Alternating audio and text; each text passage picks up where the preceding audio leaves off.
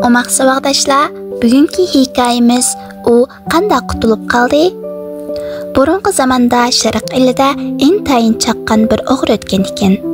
U atrof qorong'ulikqa cho'mgan bir axshimi savdogarning uyiga o'g'rilikqa kiribdi. U amdila pul sanduqini ochishga savdogar bilib qopdi-da, uni tutib olish uchun etilibdi. O'g'ri darhol qochibdi. Savdogar qo'g'labdi. Savdogar qancha kuchab yugursa-mu o'g'riga yetolmabdi. 10 chaqirimcha yo'l bosgandan keyin o'g'ri poyonsiz sozliqqa kelib qopdi. U qo'rqinch ichida oyoqlarini silib sozliqqa kirmoqchi bo'lganda savdogar yaqinlashib qopdi va tutib olsam cho'qim o'ldirib o'taman deb vaqirabdi. O'g'ri o'z jinini saqlab qolish maqsadi bilan sozliq ichiga yuguribdi. 10 necha qadam mangibla petib qopdi. Savdogar bu holni ko'rib turib qopdi. O'g'ri ya oldi tarafga, ya savdogar turgan quruqliq tarafga mangolmay sozliqqa petib ketishga boshlabdi.